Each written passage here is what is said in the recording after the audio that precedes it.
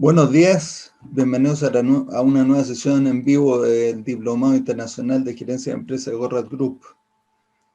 Estamos con una interesante audiencia habitual y tenemos un tema pendiente. Daniel nos quería recordar de qué se trataba. Cuéntanos. De lo que habíamos hablado la última vez, de tener debajo del gerente general un gerente de flujos, un gerente de recursos y un gerente de mejora continua. Mi pregunta es, bueno, tendríamos que desarrollar un poco el tema. También es, para llevarlo a la práctica, ¿quién sería el gerente de flujos? ¿Sería el que ahora es el gerente de supply chain, el de recursos, el de finanzas? Bueno, un poco cómo cambiar los roles de una empresa que ya tiene, digamos, sus roles tradicionales. Ese sería un poco el desarrollo de la idea. No, bueno, tu pregunta, Daniel, es ¿qué harías tú si te compras una empresa para reorganizar todo El las management. funciones en función de esta idea que es bastante disruptiva, que es ir y cambiar la estructura genérica, ¿no? de los organigramas, que uno está acostumbrado a tener un gerente general y entonces ahora cada silo tiene un gerente, Exacto. Sí, ¿cierto? sí. O sea, la idea fundamental aquí es que cuando uno tiene gerentes por silos, está administrando por silos. Y toda la idea fundamental de la teoría de sistemas es que no hay que administrar por silos, sino que hay que administrar el sistema como un todo. ¿De acuerdo? Bien. Esa es la idea. Entonces, cuando uno piensa en eso, la transformación es mucho más profunda que solamente reorganizar un mapa. La transformación tiene que ser a nivel de las personas, del equipo completo. Y que en todos hagan este cambio. O sea, la persona con la que estuve hablando yo ahora, 40 minutos por teléfono, está en una organización que implementó teoría de restricción en el año 2008, que tuvo mucho éxito. Y ese señor estaba ahí desde esa época, pero no estuvo involucrado en la implementación. O sea, él me ha escuchado a mí de lejos. Nunca estuve involucrado en un taller. Y entonces ahora que lo involucraron en una pregunta técnica, ¿cómo hacemos para que se nos junten tantos lotes en un horno? Porque si no sale muy cara la operación del horno. Entonces me llamó a ver qué opinaba yo, y lo que yo opiné fue que está tratando de conseguir el objetivo equivocado. Eso es lo que opiné. Pero yo no quería que me cortara el teléfono molesto, ¿cierto? Sino que pudiéramos seguir conversando. Entonces yo le fui diciendo, pero veamos, ese es un horno nuevo, ¿cierto? O sea, un horno nuevo. Es un horno más grande que los otros, sí. Pero de lo que se trata es que ahora se compró ese horno porque es más eficiente y queremos apagar los otros hornos. Ya voy entendiendo. Entonces, antes tenían como 4 o 5 hornos pequeños y compran uno mucho más grande, pero que como es más grande es mucho más pesado termodinámicamente. O sea, si encender un horno pequeño demora 6 horas, este demora 10 horas. Y apagarlo lo mismo, o sea, que se enfríe y todo demora varias horas.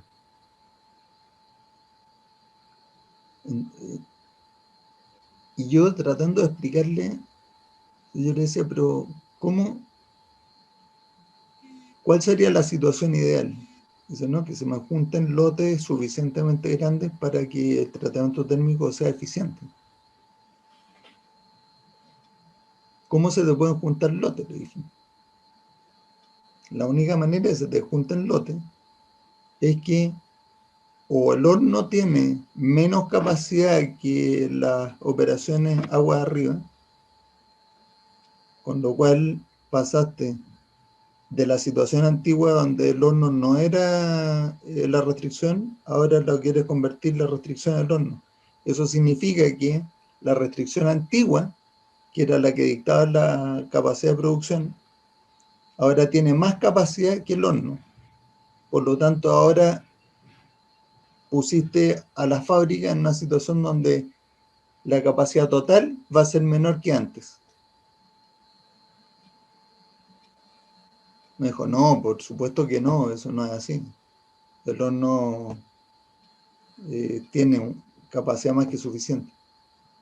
Fantástico, gracias por eso. Entonces, si tienes más capacidad que la demanda, pues tú no le puedes inventar lotes de producción a eso. Tiene que hacer lo que le llegue. Así es. Entonces, si tiene más capacidad que las operaciones anteriores, ahora la única manera de que se te junten lotes es esperando a que se junten lotes. Pero mientras espera, el horno no está operando. Así es. Y para que eso tenga algún beneficio, pues tienes que apagar el horno. Sí, apágalo. No, pero es que no puedo apagarlo con mucha frecuencia. Lo quiero apagar una vez en la semana y encenderlo una vez en la semana. Y entonces en vez de operar 6 días, opero 4 días y así con eso nos ahorramos plata. Dije ya. Entonces vamos dimensionando cuáles son los beneficios esperados de esta acción.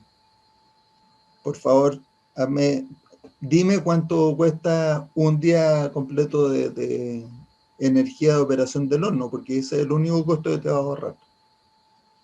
La gente no te la va a ahorrar.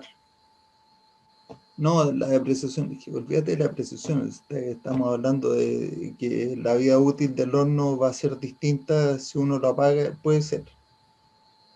Pero olvídate de eso, hablemos de la energía, que es lo que cuesta mes a mes. Eso hay que pagarlo. ¿Cuánto cuesta un día de operación del horno? No sé. Bueno, pero ese es el único dato que necesitamos hoy para tomar una decisión respecto a este horno, es ese. Bueno, anda y consíguelo. Todo esto, obviamente, en esta conversación que estoy teniendo con ustedes, en un tono mucho más golpeado que el tono que usé con él, ¿cierto? Fuimos más amables, le dije, no, bueno, lo primero es darse cuenta de cuál es el beneficio que tú puedes obtener, el potencial beneficio, y el potencial beneficio es un ahorro de energía si uno apaga el horno. Ese es el potencial beneficio. Entonces calculemos cuánto es. Y aquí me está hablando de 8 días al mes, 9 días al mes. Entonces veamos cuánta plata es. ¿Cuántas órdenes cuántos pedidos de venta representa eso? O sea, ¿de qué estamos hablando aquí? ¿Estamos hablando de una cuestión relevante o estamos hablando de no vamos a mover la aguja? Nadie se va a dar cuenta de que hicimos algo. Yo quiero saber eso antes de que sigamos conversando. Pues le dedicamos mucho tiempo. Entonces, esa persona en 40 minutos de conversación, yo no le voy a... Es como tratar de convertir a un musulmán al cristianismo, no sé, pero esa cosa no se hace en 40 minutos. Bueno, entonces, yo ya tengo la figura clarísima. No solamente tienen que tener el horno prendido los 6 días, sino que además tienen que tener otro horno stand-by como capacidad protectiva, porque hay un montón de otros cruces que hacen más restricciones tecnológicas. O sea, digamos que se juntaron 100 piezas. Las 100 piezas no se pueden meter todas juntas porque a lo mejor hay 30 que necesitan un ciclo de tratamiento térmico y otras 40 que necesitan otro ciclo. Esos son dos turnos distintos. Entonces, esas son restricciones reales, son restricciones activas. Y si uno no tiene suficiente capacidad en el horno para absorber todas esas otras restricciones, el horno efectivamente se convierte en cuello de botella. Cuando en teoría tiene el triple de capacidad que el resto de la fábrica, en la práctica está muy balanceada esa capacidad, o incluso puede tener menos.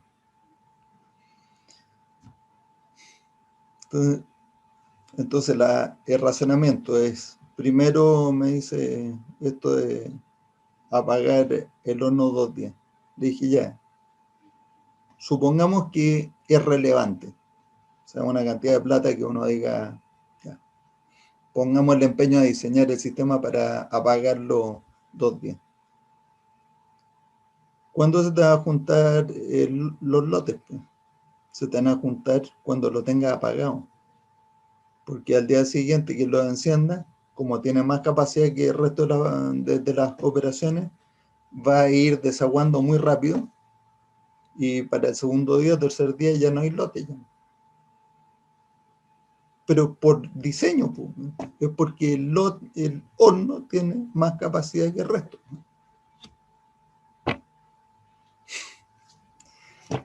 Entonces, si él fuera gerente de operaciones, ¿lo puedo convertir en gerente de flujo solamente cambiando el nombre? No, lo tengo que reeducar, mandarlo a China para que lo reeduquen. O sea, tu pregunta, Daniel, es mucho más profunda. Es esa cosa que tú nos estás explicando y que yo voy a compartir ahora en la pantalla y le explico un poco la idea. Primera pregunta, ¿lo han hecho alguna vez en alguna parte? Yo creo que les conté el otro día que a Ray Immelman, que era el autor de esta idea en el libro Great Boss That Bought, yo le pregunté, dije, ¿dónde se ha implementado esto? Y me dijo, en una compañía. En una, nada más que en una. Sí. ¿Y cómo le fue? No tengo idea porque cortaron el contrato. Y dije, bueno, pero la idea es Perdón, fantástica. ¿Cómo sí, que no puede? Luis Miguel, cuéntame. sí, perdón, Matías. No, Hay por un favor. tema, Si es hay una un tema conversación, ahí. esto yo me tengo que autointerrumpir. Sí. No, hay un tema ahí a propósito que es el tema como de las creencias, ¿no? Como en qué Total. creemos, en qué creo. Y la creencia, pues yo pienso que todos como seres humanos tenemos una capacidad de darle, de entender y comprender si existe una percepción o una visualización diferente de un tema que he interpretado por diferentes motivos. Un motivo, por ejemplo, por el cual uno interpreta cosas es porque uno las ha visto hacer en todas partes donde ha ido, si ha ido a una factoría, a una empresa, una compañía, una planta, o lo ve en diferentes espacios y lo interpreta de una manera, esa creencia se arraiga y pues una labor que hay que hacer, lógica, es eh, ese esfuerzo para poder lograr que aquellas personas que son de interés puedan por lo menos tener una comprensión de la temática y darle cabida a una nueva creencia, ¿no? Como por ejemplo son esas creencias muy arraigadas de los óptimos locales, de hacer que, por ejemplo, una persona no pueda estar sin estar ocupada porque como empresario, directivo, representante del empresario, se le está pagando y porque se le está pagando, entonces él tiene que estar trabajando el 100% del tiempo. Entonces, ese arraigo, que es un arraigo para muchas personas de toda la vida, eh, cambiar la creencia, la gente lo puede hacer, pero entonces hay que hacer un esfuerzo, hay que hacer una inversión casi que más de costo de tiempo para que las personas que son de interés puedan lograr aceptar una nueva modalidad, una manera de interpretar una forma de manejar las cosas. Perdona, Aileen. No, no problema. O sea, nuevamente volvemos a conversar de lo de siempre, la persuasión. Y hay dos dimensiones en la persuasión. Una es la racionalidad y la otra es la emocionalidad. Y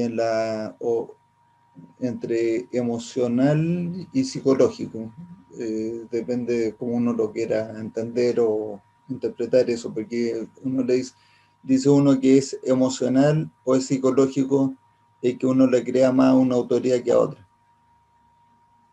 Es una mezcla de las dos cosas, ¿cierto? O sea, no podemos decir que son cosas psicológicas, pero tiene que ver mucho con la emoción que me produce, ¿no? Pues yo respeto tanto a esta autoridad, por eso es que hay tanta gente que cita a Einstein. Y dice, "Puta, si lo dijo Einstein, ¿no? Uno de los mayores genios del siglo XX, como yo me voy a colgar de esa autoridad". Y yo he visto escritos de Einstein respecto de cosas que no son de física, y era un verdadero desastre. No tenía la menor idea de lo que estaba hablando cuando hablaba de economía, por ejemplo. No sabía nada. Pero, no, pero como era Einstein.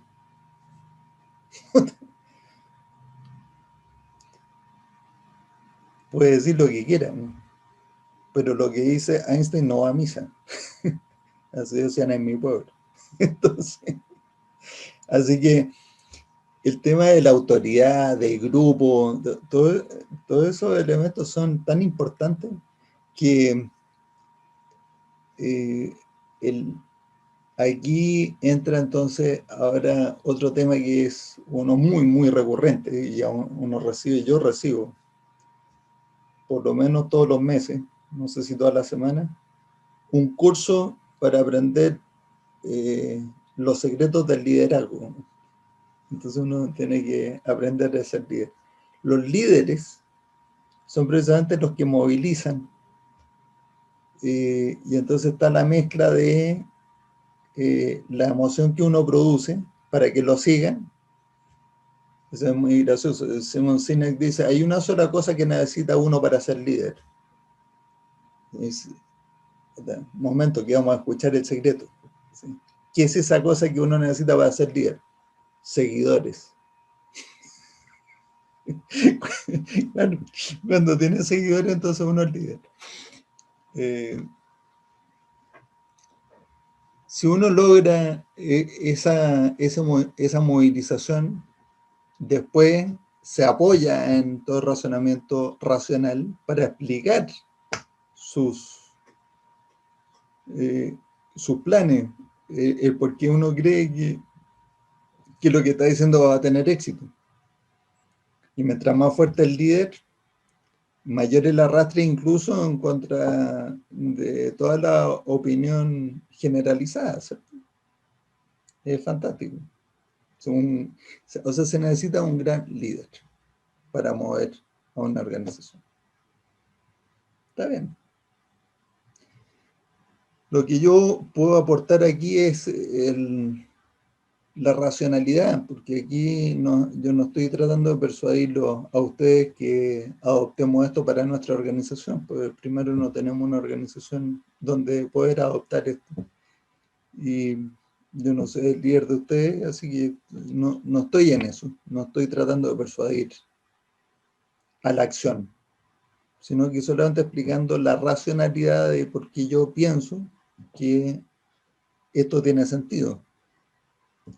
Y me pone nervioso, o sea, nervioso no es la palabra. Me produce incertidumbre este esquema totalmente distinto al que uno ha conocido si que yo estuviera en la posición de gerente general. Me compro una compañía y ahora voy a organizar. Claro que me produce incertidumbre. ¿Cómo va a funcionar esto? ¿Voy a ser capaz de que el gerente de flujo me entienda bien y el gerente de recursos me entienda bien lo que yo quiero? O sea, me pone, sí, cierta incertidumbre, pero pienso que se puede salvar. Cuando uno es gerente general puede organizar todas las horas de reunión que quiera. Esa es una de las prerrogativas que tienen. Nadie le va a limitar el tiempo. Entonces, por último, por cansancio, dice, usted hágame caso. Ya les mostré que era lo que pienso que tiene que ser el gerente general. El gerente general es alguien que tiene que organizar los recursos de la compañía, subordinándolos a la ventaja competitiva decisiva que está construyendo en ese momento. O sea, a construir, capitalizar y sostener ventajas competitivas. Y yo pienso que en muy contados casos, tal vez uno no tenga que subordinarse al mercado o a la demanda. Por ejemplo, si uno es gerente de una operación minera, lo más probable es que yo piense más bien en una optimización operativa, porque todo lo que produzca está vendido. O sea, no hay departamento de marketing y venta en una operación minera. Eso creo, ¿no? Tal vez estoy equivocado. Y puedo estar equivocado porque yo he escuchado que de pronto hay la posibilidad de producir el cobre, por ejemplo, aquí en Chile, en distintos grados y se lo pagan a uno distinto por la tonelada. No sé si hay alguna diferencia ahí donde uno pueda sacar más throughput por unidad de restricción. O sea, tengo un 5% de duda, pero son casos muy particulares. En el resto de los negocios, donde uno está en la mitad de la cadena de valor, la cadena productiva, en la cadena de suministro, como si uno no hace una oferta que lo diferencie y que le haga la vida más fácil a sus clientes, lo más probable es que tenga que competir en precios, lo cual le erosiona los márgenes y lo restringe, como el caso de la empresa que les conté al principio, o desaparece. Y entonces tienen que hacer esto, tienen que construir una ventaja competitiva decisiva y las capacidades para capitalizar en ella, en mercados lo suficientemente grandes, sin agotar los recursos de la compañía y sin correr riesgos reales. Esa es la táctica de cualquiera de los árboles de estrategia y táctica, la táctica genérica número 1 de los árboles de Goldratt, y que coincide perfectamente bien, y ya poniéndole mucho más en concreto qué cosas hay que hacer, a la idea que está mucho más poéticamente expresada de los profesores Chan Kim y René Mauborgne del INSEAD en su libro Estrategia de Océano Azul. Bastante más bonito el nombre, ¿no? Nosotros, ventaja competitiva de decisión, visión viable, no sé, no son nombres más bonitos del Océano Azul. Entonces Luis Miguel me dice que sugiere esta estructura orgánica podría visualizarse como la forma efectiva de implementar el planteamiento del esquema expuesto en el documento sobre hombros de gigantes del Dr. Gorro. Claro, y mucho más que eso. Sobre hombros de gigantes se trata de flujo. Y ahí tienen, el gerente de flujo. Pero no se le olvide al gerente de recursos, que también está metido en el artículo. O sea, le estoy empezando a encontrar razón. Porque aquí cuando yo hablo de flujo, no estoy hablando solamente de flujo productivo. Está la producción, está proyectos, si es que tiene proyecto la empresa, está distribución, si es que tiene distribución la empresa, están las funciones de soporte que Todas las funciones de soporte al flujo son funciones donde la gente no está haciendo la transformación de nada para entregar al cliente, pero son operaciones totalmente fundamentales para sostener la operación principal. Control de calidad es una, todo el tema del papeleo, la factura, la orden de compra, toda esa administración documental son funciones de soporte. Mantenimiento, funciones de soporte. Si tiene servicio técnico, es una función de soporte. Todas son funciones de soporte. Y que tienen que ser tratadas distintas a distribución, a proyecto y a producción. No me voy a extender ahora en funciones de soporte. Ahí no se cumplen los supuestos fundamentales del flujo explicados en Sobre hombros de gigantes. Una de las cosas que no se cumple en particular es que los recursos estén encadenados unos con otros, o sea, que sean dependientes. Pero la mayoría de las funciones de soporte tienen recursos en paralelo. Entonces, si yo le paso a un equipo de mantenimiento, un equipo para reparar o para hacer el mantenimiento, ningún otro equipo de mantenimiento tiene que esperarlos para poder hacer su parte. Pueden trabajar en paralelo, o sea, en vez de tener en serie, los tengo en paralelo. Entonces, ahora tengo un ancho de banda en las funciones de soporte. Hay que tratarlo de una manera distinta. Y por último está todo el flujo que tiene que ver con marketing y ventas. Y hay dos flujos. El flujo de la comunicación hacia afuera,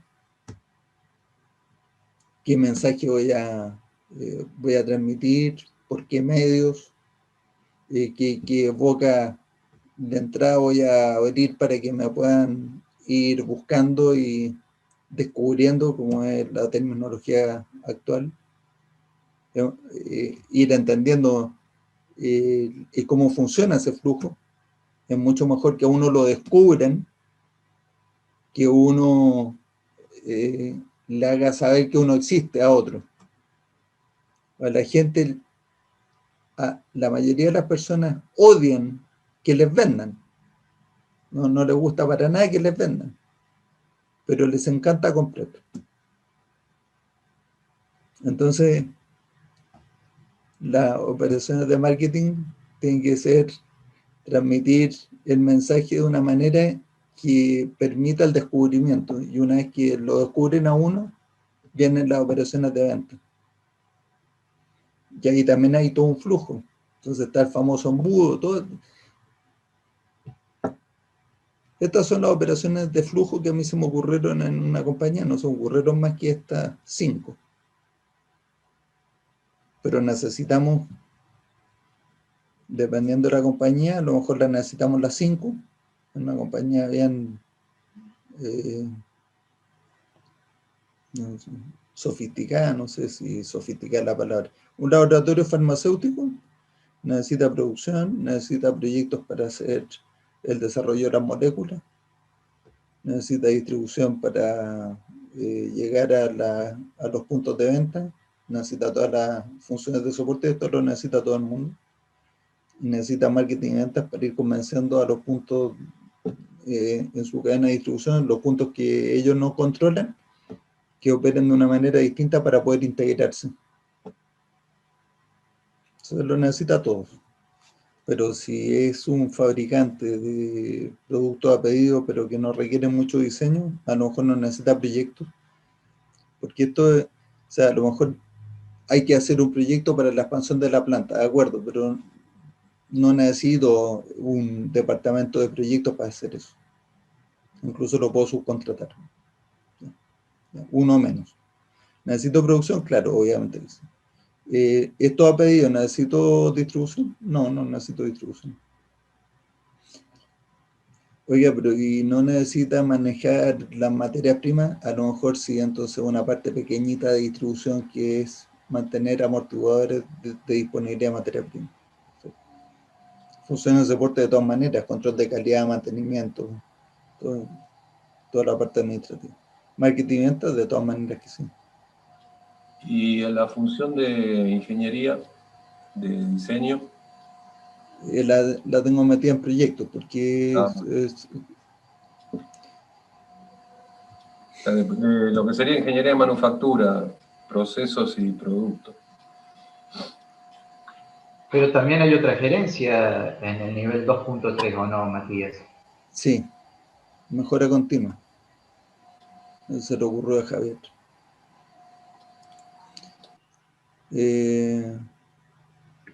El gerente de recursos, esto ustedes vieron que esta E significa que está vacío, o sea, no escrito aquí nada. Pero es obvio lo que yo voy a escribir aquí. Gerente de producción, dependiendo si es MTA o MTO, tiene que dominar las técnicas de administración de producción según teoría de restricciones. En proyectos, cadena crítica, entonces dependiendo del tipo de proyecto, tiene sus variantes. Hay proyectos de construcción o de desarrollo de software o desarrollo de productos, son distintas variantes, entonces la idea fundamental sí es cadena crítica, pero puede tener una bajada un poco distinta dependiendo de qué tipo de proyecto esté haciendo. En distribución, no mucho el misterio y las variantes. Amortiguadores en lugares estratégicos y DBM, y reposición por consumo. Esta soporte, hay que tener un sistema de control de WIP, un sistema que le permita a uno poner las prioridades para que la secuencia sea la correcta. Y aquí encuentro que es fundamental medir la productividad del sistema en términos de la capacidad protectiva o la capacidad ociosa que va quedando disponible toda la semana. Y hay que mantener por lo menos 20% permanente. Si hay más capacidad ociosa, mejor. No pasa nada. Lo que no puede pasar nunca es que una función de soporte sea de cuello de botella. Eso sí. Oye, produjo, distribuyó, hizo todo, pero no ha cobrado la plata porque se le acumularon las facturas y no le hemos enviado la factura al cliente. ¿Qué sentido tiene eso? Me quiere decir que se demora más en hacer una factura que en fabricar toda la orden, en despacharla, en hacer todo el control de calidad, en todo. Una factura, pues, eso lo hace el computador. Entonces, funciones de soporte es donde yo sí pondría mi idea muy loca de pagar un bono a ese equipo por demostrar capacidad ociosa. O sea, cuando uno hace eso, ahí, se olvidó del tema, ¿no? O sea, no hay nunca una queja respecto de eso. Y luego está mercado y venta. Aquí, bueno, yo sé qué es lo que tengo que lograr, todavía no sé muy bien cómo hacerlo, porque en casa de herrero el cuchillo es de palo. Eso, no es por ponerme autoflagelante. Bueno, los tengo vacíos, yo sé muy bien qué es lo que tengo que hacer en cada una de esas cosas. Pues los tengo vacíos. Pero aquí sí lo tengo escrito. Y la forma en que lo expresé es así. ¿Por qué necesitamos un gerente de flujo? Esto así es como uno puede leer un árbol de estrategia táctica. Primero ve ahí el título y dice, ¿por qué necesitamos un gerente de flujo? Cada vez que uno pregunta por qué, la respuesta es un supuesto. Cuando pregunta uno para qué va a lograr, o sea, quiere lograr algo, la respuesta es la estrategia o el objetivo. Y cuando pregunta cómo, es la táctica. Entonces, aquí hay tres porqués. El por qué necesito hacer esto, por qué la táctica va a lograr la estrategia y por qué necesito más detalles, porque la táctica no es autosuficiente. pues necesito más detalles más abajo. Entonces, ¿por qué necesito un gerente de flujo? Entonces, porque el throughput es generado a través del flujo de bienes y servicios hacia los clientes y de efectivos desde los clientes hacia la compañía. Hacia la compañía y hacia sus proveedores, pero bueno, hacia la compañía y de la compañía a donde tenga que ir, incluyendo los impuestos, ¿no? Ese socio que tenemos. Ahora, ¿y para qué? Quiero que, o sea, ¿para qué voy a hacer algo aquí?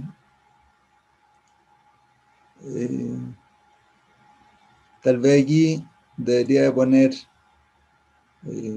ahora que lo estoy leyendo y mejorando el árbol, le pondría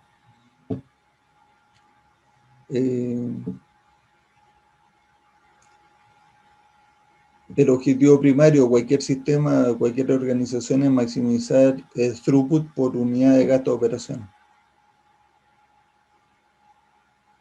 Y entonces, ¿para qué voy a hacer algo? Para lograr eso. Entonces, la compañía establece métodos y procedimientos que continuamente mejoren el flujo. Entonces, aquí la necesidad es el flujo debe ser óptimo. El flujo debe estar mejorando, ¿no? Entonces, la estrategia es, la compañía establece métodos y procedimientos que continuamente mejoren el flujo, que es la generación de throughput. ¿Cómo voy a diseñar la táctica? ¿En qué me voy a fijar? ¿O por qué creo que estas cosas me van a guiar a una buena táctica? Los bienes y servicios y el flujo de caja en producción, funciones de soporte y mantenimiento, servicio técnico, control de calidad, y no le puse toda la administración documental, pero ahí está. Proyectos y desarrollo de productos, despacho y distribución, venta. Bienes y servicios y flujo de caja están, are in. Bueno, ya algún día voy a escribir esto cuando haya demanda por el árbol. Por ahora, esta para la conversación que tenemos aquí. El otro supuesto aquí es que los conceptos de flujo, de acuerdo con el artículo sobre los hombros de gigante, son universales, y esto es lo que estaba diciendo Luis Miguel hace un rato. Y esos conceptos son: mejorar el flujo es un objetivo primario. El segundo concepto, y esto está traducido por mí, esto no es una cita textual del artículo. Debe existir un mecanismo para prevenir la sobreproducción y controlar el WIP. Los terceros están casi idénticos, pero igual habla bien de mi traducción. Las eficiencias locales deben ser abolidas, y lo cuarto es que debe existir un mecanismo para balancear el flujo.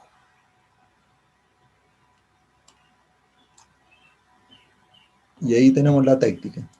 Entonces ahora podemos leer. Teniendo en cuenta esos supuestos, ¿cuál es la táctica?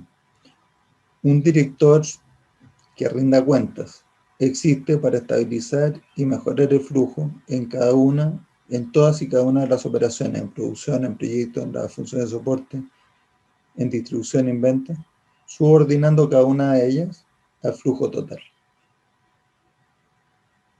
Entonces esta es la táctica. La táctica es que existe alguien que no está mirando cada uno de los hilos y optimizando cada uno de los hilos, sino que está mirando la operación de todas las áreas, subordinando cada una de las operaciones al flujo total.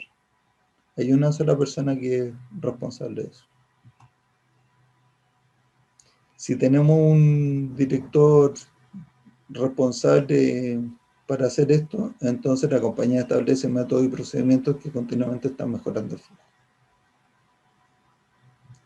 ¿Necesitamos algún detalle para describir qué es lo que significa todo esto? Entonces, mis razones fueron: una aplicación apropiada o correcta de los conceptos universales bajo ciertas circunstancias podría llevar a resultados insatisfactorios cuando las condiciones son diferentes. Eso significa que tenemos que dar los detalles de cada una de las operaciones en cada una de las situaciones que pueda enfrentar la compañía. Ya. Vamos a por el otro. Una pregunta antes. Al Sí, claro. gerente de flujos, si vos sos el gerente general, ¿cómo lo medís? ¿Cuál es el indicador principal que tendría que Yo dar? creo que ese sí que es fácil. O sea, con el mismo que vamos a medir al de recursos también, Ok, que son throughput dividido por gasto de operación, eso es productividad. productividad, bien. Productividad es throughput dividido por gasto de operación. Throughput dividido por inventario, que es La vuelta. retorno sobre la inversión. Bien. Ok.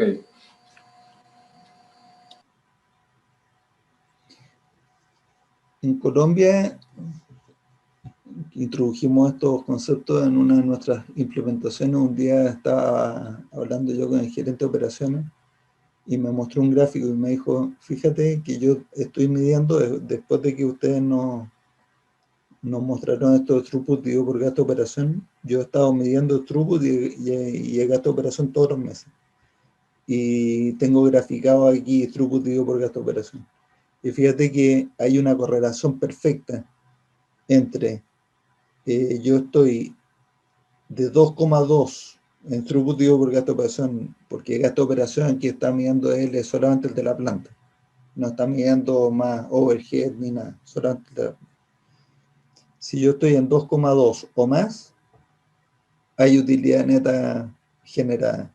Si estoy en menos de 2,2, hay pérdida. Entonces ahora yo ya sé perfectamente bien, todos los días, si estoy haciendo las cosas que van a generar ganancia o pérdida a final de mes.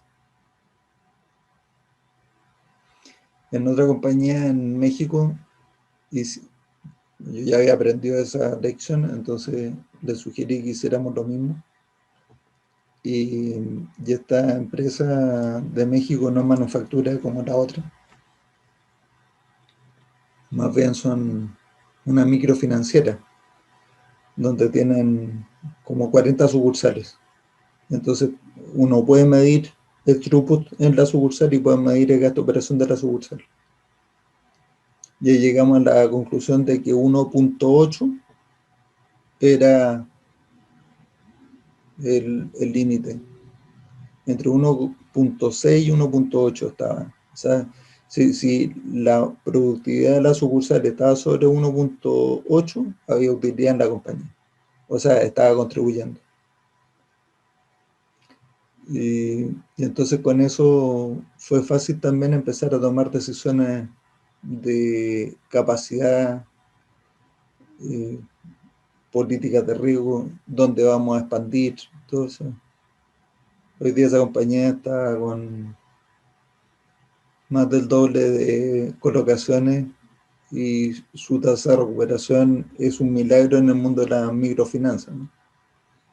Nadie entiende cómo es posible que estén recuperando más del 97%, porque 97% es muchísimo. Lo que pasa es que hay que ver cómo lo miden. Hay organizaciones, aquí en Chile hay uno que se llama Banigualdad, así se llama.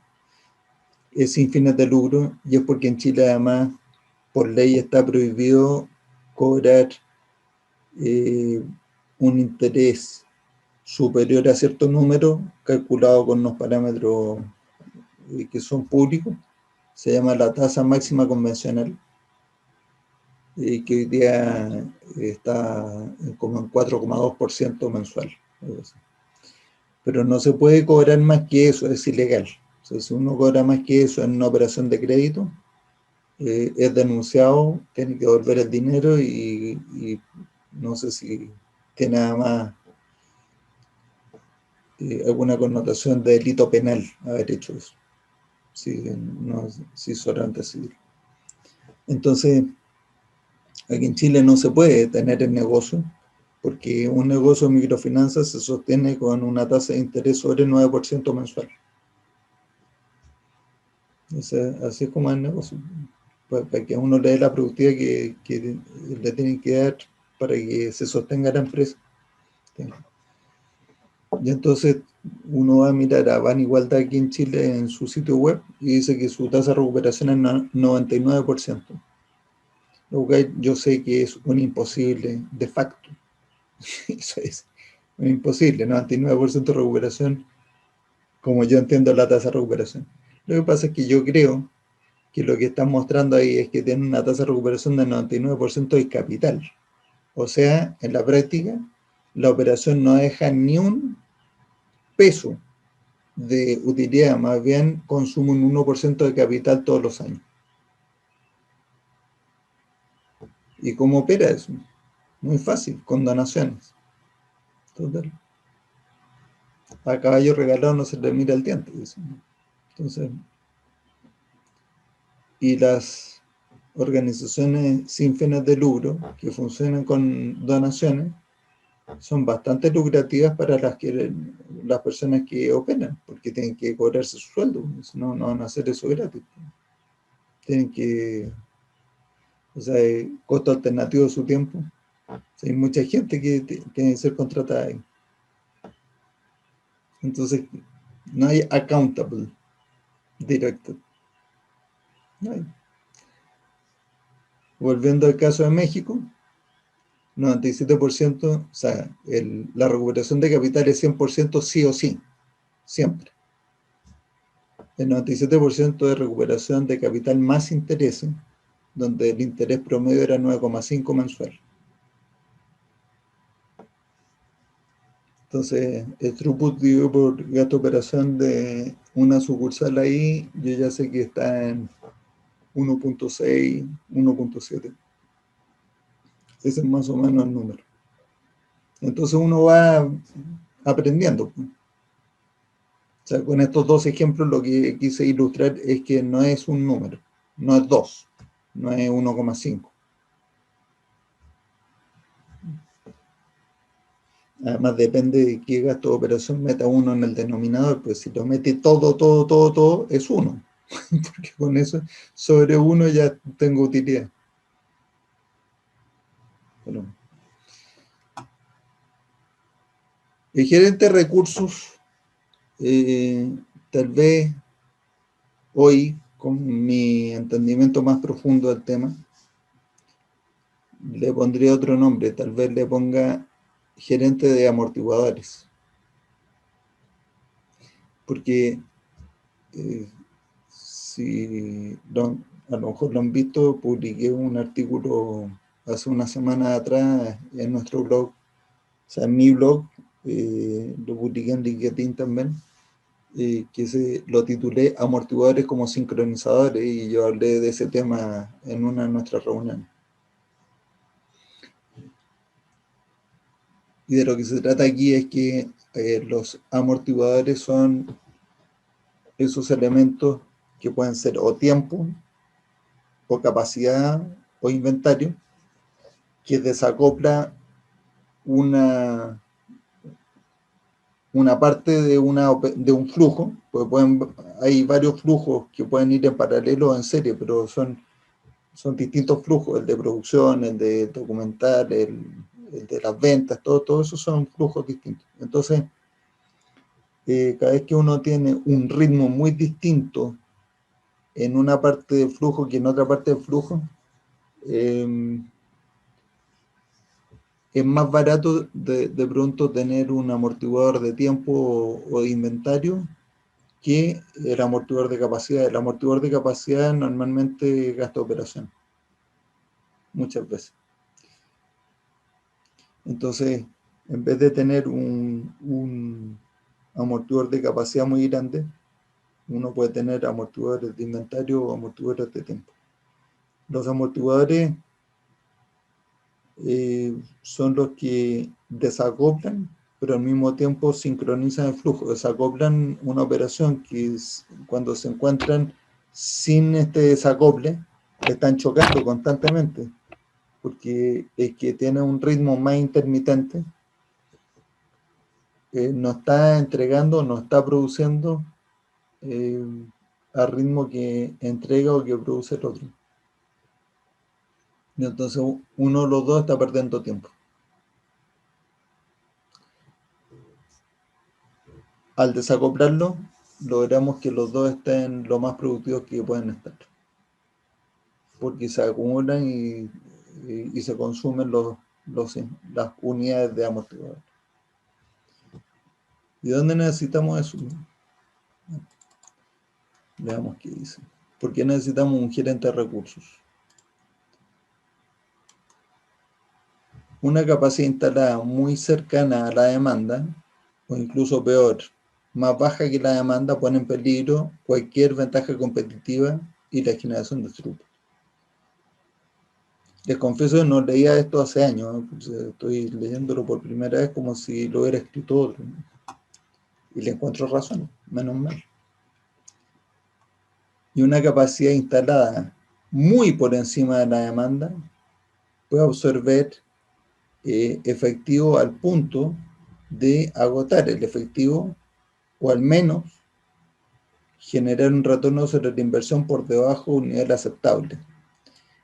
Esta última frase demuestra mi proposición financiera, porque el efectivo no es ilimitado, ¿cierto? O sea, el capital no es ilimitado.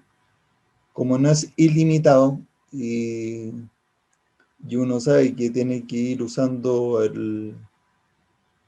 los recursos donde genera mayor throughput por unidad de restricción, y en capital es muy sencillo saber eso, porque se mide en interés, ¿cierto? En la tasa de interés. Entonces, a distintos riesgos, las tasas de interés que me hacen equivalente el retorno pueden ser distintas también. Entonces, para eso está la teoría financiera, todas esas técnicas para calcular tasas equivalentes para distintos riesgos. O sea, que cuando digo la tasa de descuento de estos flujos futuros, de estos flujos de este proyecto lo voy a descontar al 6% y me da 100. Y de estos otros flujos lo voy a descontar al 10% y me da 100. Digo, ya esos dos proyectos son equivalentes. Si no, pero espérate, las tasas eran distintas. Sí, pero es que el riesgo también era distinto, entonces depende del nivel de riesgo de la tasa. Entonces, si yo tengo demasiado amortiguador, evidentemente mi throughput y mi flujo va a estar óptimo. Entonces, sí, pero espérate un momento, para generar esos niveles de throughput o esos flujos, yo podría usar ese capital de una manera más eficiente en este otro proyecto, o en estos otros 2 o 3 proyectos. Y entonces ahí es donde los capitales están compitiendo, a dónde se asignan, dependiendo de cuál es el retorno que se obtiene de ellos.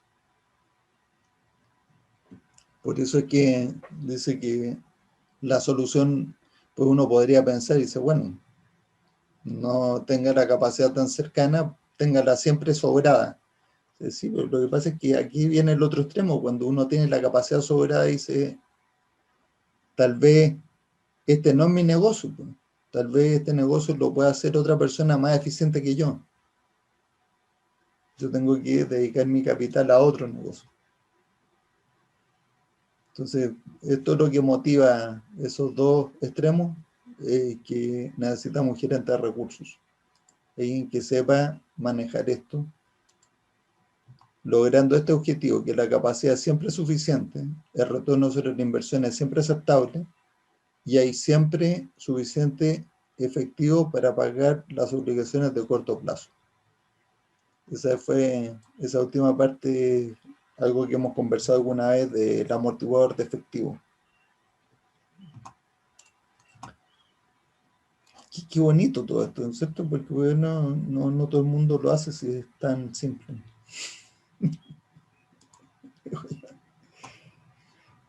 Vamos a ver en qué nos podemos basar para construir una táctica que logre el objetivo. Es imposible mantener la capacidad balanceada con la demanda. Esa frase es una afirmación. Y la conclusión es que la capacidad debe ser siempre más grande que la demanda.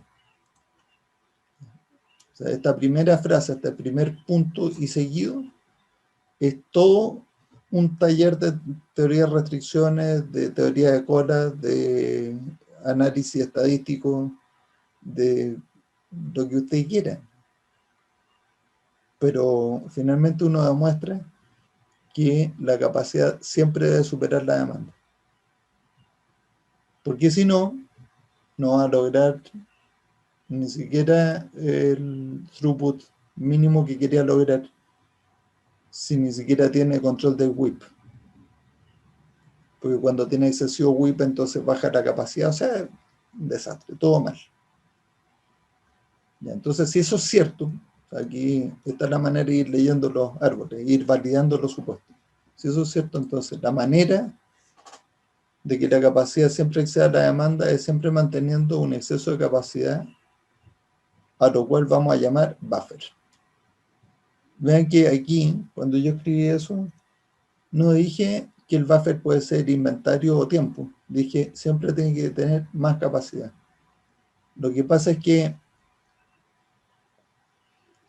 eso es cierto, porque la única manera de que yo pueda acumular inventario delante de una operación es cuando tengo más capacidad que la demanda que me pone esa operación. ¿Correcto? No puedo acumular inventario si no tengo más capacidad. Por lo tanto, o el tiempo también. O sea, da lo mismo si yo me doy más plazo o menos plazo, si no tengo más capacidad, nunca voy a estar a tiempo. Siempre voy a estar generando una cola de espera. Y además que es exponencial si no le pongo algún límite. El límite normalmente lo pone el mundo exterior, deja de comprar. Entonces de aquí a acá me pegué un salto sin ninguna explicación, toda la explicación que acabo de dar, no me di ni una explicación, y dice, los buffers o los amortiguadores necesarios para proteger la operación son de tres tipos, de efectivo, de capacidad o de inventario. Y no dice de tiempo, ¿eh? No dice de tiempo porque en realidad cuando estoy hablando de tiempo, el tiempo no me atrapa dinero. Lo que me atrapa dinero puede ser en inversión de capacidad o en gasto de operación o en inversión de inventarios. Por eso no está el tiempo aquí. El efectivo siempre es un amortiguador. Tengo que responder a algún imprevisto. Saqué plata del bolsillo y pagué por el imprevisto, por más capacidad o por más inventario. Entonces son estas tres. ¿Y no hay más? Ya, entonces, ¿cuál es la táctica?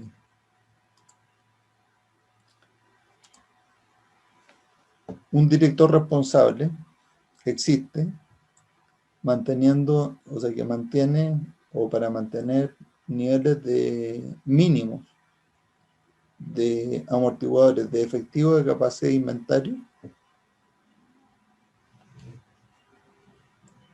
inventario, de suministros, para proteger la ventaja competitiva decisiva de la compañía. Y esto también es muy importante. Esto es lo que se llama foco en teoría de restricción. ¿Usted para qué quiere hacer todo eso? Es para una sola cosa, para proteger la ventaja competitiva decisiva de la compañía. ¿Cuál es la ventaja? Bueno, depende de la promesa que haya hecho. Si la promesa es tener disponibilidad, entonces tengo que hacer lo que sea necesario para mantener disponibilidad. La ventaja está basada en entregar a tiempo, entonces tengo que poner los amortiguadores que sean necesarios para entregar a tiempo.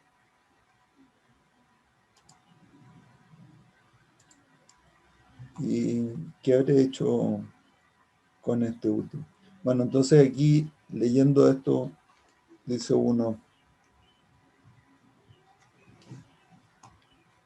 si un director responsable existe para mantener los niveles mínimos de inventario, de amortiguadores, de efectivo, de capacidad de inventario de suministros para proteger la ventaja competitiva de la compañía, entonces la capacidad es siempre suficiente, el retorno sobre la inversión es siempre aceptable y hay suficiente efectivo para pagar las obligaciones de corto plazo. ¿Y por qué necesitaríamos más detalles? Un amortiguador en el lugar de mayor agregación provee el máximo retorno sobre la inversión. En otras palabras, provee la máxima protección contra la incertidumbre por unidad de dinero invertido. ¿Ven? Entonces, guiados por esto, vamos a ir eligiendo dónde poner nuestros amortiguadores y de qué tamaño van a ser. Y tenemos en primer lugar el amortiguador de efectivo, en segundo lugar está abastecimiento con sus materias primas, en tercer lugar está la adquisición de equipos y en cuarto lugar está todo el talento humano, los recursos humanos. Y en cada uno de esos entonces tenemos que ir manteniendo nuestros amortiguadores.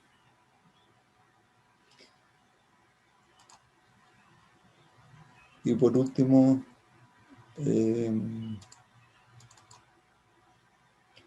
¿por qué necesitamos un gerente de mejora continua?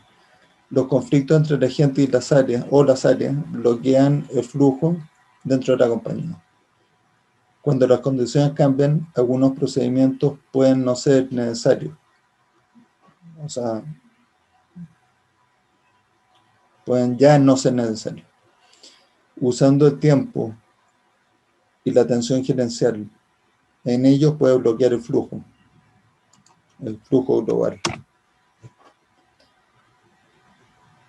Si no está roto, no lo arregla. Sin embargo, cualquier situación puede ser significativamente mejorada. Por lo tanto, una situación buena actual podría bloquear un flujo futuro mejor.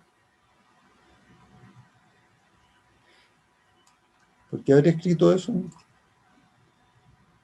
Claro, dice, tal vez el bloqueo mental es, bueno, si estamos bien así. O sea, el tema es, ¿qué es lo que impulsa a las personas y a las organizaciones a mejorar? Hay dos fuerzas. Uno es una amenaza inminente actual. Si no mejoro, puedo morir. Y eso tal vez es de las cosas más poderosas como movilización, o sea, movilizador. Y la otra cosa que puede movilizar a la gente es, estamos bien, pero podemos estar mucho mejor. Esa moviliza mucho menos. Ese es el movilizador de gente mucho más visionaria, ¿cierto? Es mucho más potente el temor a la pérdida que el entusiasmo de la ganancia. Entonces, por eso es que yo creo que puse esto ahí, como para que tengamos un gerente que no solamente se mueva por la amenaza. Más bien, si hemos construido un sistema que no tiene amenazas, entonces no va a mejorar nunca si no lo movilizamos por otro motivo. Entonces, el flujo global en la compañía está siempre mejorando. Y aquí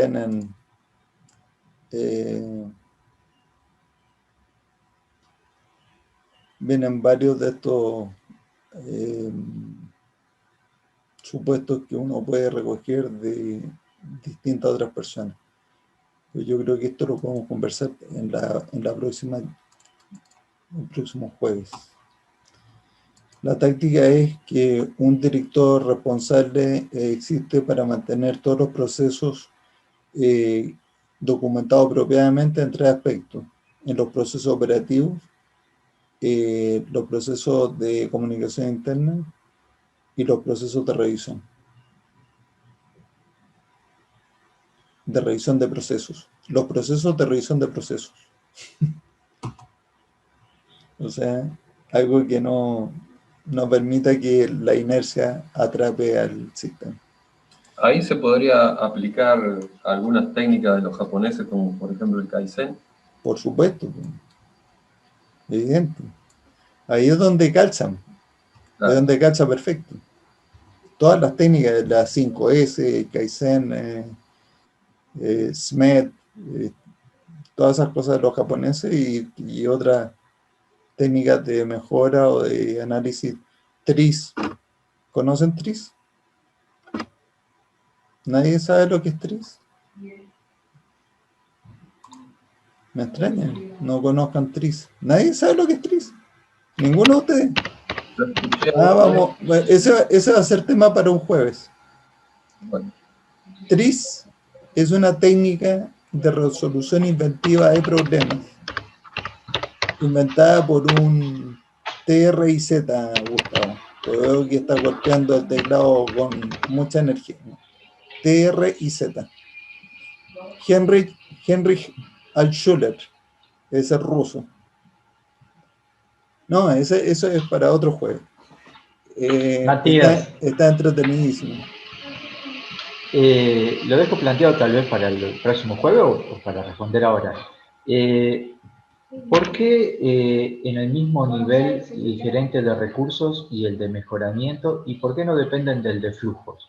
Si en definitiva el fin último es optimizar el flujo. Porque esa es una pregunta que contesté en su momento. Porque lo que yo estoy buscando en el tercero, en el gerente de mejoramiento, es alguien que está fuera del flujo, está fuera del tráfago del día a día. Es alguien que filosofa, alguien que está investigando, o sea, que sí tiene tiempo. No es la persona que no tiene tiempo para investigar TRIZ. Perfecto. Y en ¿Qué es cuanto esa a cosa de TRIZ? Man? Vaya e investíguelo.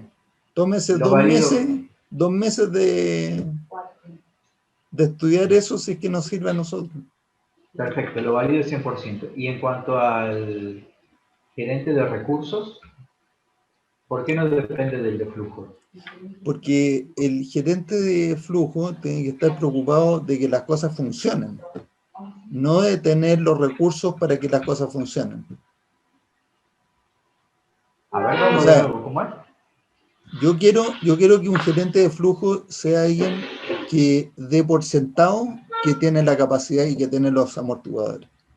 Y que cuando le falta alguno, lo único que hace es quejarse. Es decir, oiga, me faltó aquí esto, me faltó aquí esto otro. Pero no quiero que él saque su foco de mantener el flujo aceitadito, funcionando a su máxima capacidad. Dicho eso, no significa que uno no pueda tener la misma persona en las dos funciones, pero tiene que tener la capacidad de sacarse el sombrero y ponerse el otro. Es que son dos cosas distintas. Una es, te lo voy a poner un ejemplo así como más gráfico que se me acaba de ocurrir. Vamos a organizar una conferencia, entonces está el conferenciante y está la persona que se va a encargar de que funcione el audio, que funcione el video, que estén todas las mesas y las sillas bien dispuestas, que esté todo limpio, que haya café, ¿no? Entonces, el hombre que está haciendo de conferenciante, yo no quiero que esté preocupado y dice, oiga, tráigame más café a la mesa que está faltando ahí. Oiga, a estos señores les falta agua. Póngame otra silla allá. Yo quiero que haya...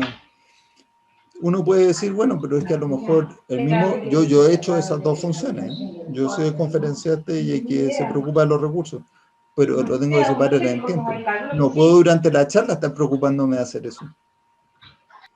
Y entonces yo parto de la base que en una compañía ese traslapo de tiempo es difícil de conjugar. O sea, muchas veces, mientras estoy preocupado del flujo, alguien tiene que estar preocupado también de mejorar algo en las capacidades, en los amortiguadores.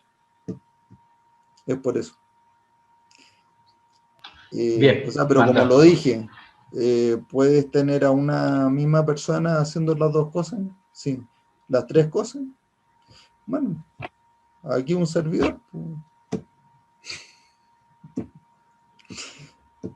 Pero tengo que separar los tiempos. No es mientras estoy preocupado de una cosa, estoy tratando de hacer la otra. O sea, son tres cosas totalmente distintas y que las tres confluyen al mismo objetivo.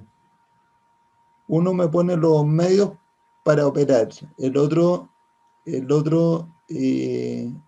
tiene las técnicas correctas para operar. Ustedes ya vieron lo de la botella, ¿cierto? Y el tercero, el de la botella, el experimento de la botella, ¿saben de qué le estoy hablando? De que hacía la botella y eso. Entonces, y el tercero es el que piensa cómo el segundo puede operar mejor lo que pone a disposición el primero. Es distinto tener los buffers a saber qué hacer con los buffers.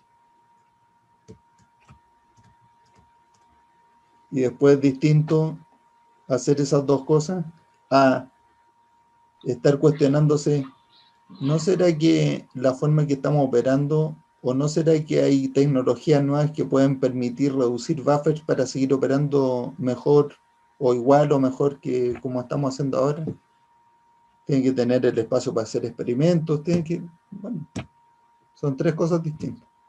Eso es lo que estoy diciendo ahora para defenderlo yo, lo que acabo de presentar. Pero el cuestionamiento me hace cuestionarme. Pues. Y yo siempre pienso que un diseño está bien cuando ya no sé qué cosa más quitarle. Entonces tú estabas pensando en eso y dices, ¿por qué tres cosas? ¿Por qué no dos? ¿Por qué no una? Bueno, yo estoy defendiendo la separación en tres funciones generales o globales dentro de la compañía. Sí, probablemente cuando nos enfrentamos con una organización muy pequeña, con una pyme, estemos forzados, bueno, puede pasar a nosotros mismos, a tener que administrar las tres funciones, ¿no? Pero cuando Sí. el tamaño de la organización lo permite, está bueno el argumento que has planteado, ¿no? Más que permitirlo, te obliga. O sea, Claro. yo voy a porque con la misma lógica de los amortiguadores.